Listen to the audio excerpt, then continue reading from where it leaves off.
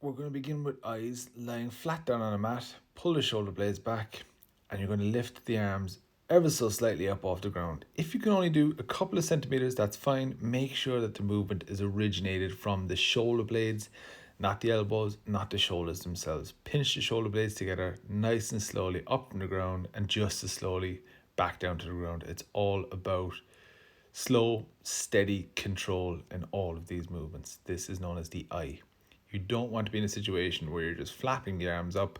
This move is going to originate from the elbows and shoulders. Make sure it's scapula. Now we're going to move to the Y. You're going to, again, set the shoulder blades back.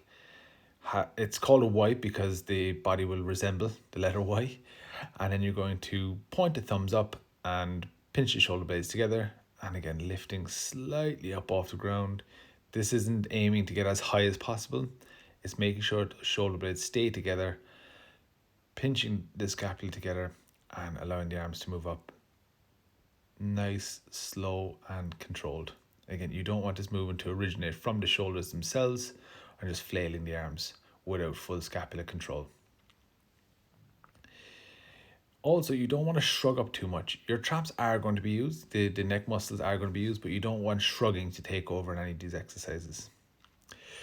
Next, we're going to move to T's. So again, set the shoulder blades back, arms out to the side, and a couple of centimeters or a couple of inches off the ground, slowly up and slowly down.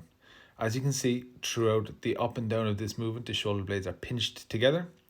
So the scapula are set back on the rib cage. And then the arms are just moving slowly up and down. Not for any kind of pace, not trying to break any records, just trying to make sure it's a nice, steady control.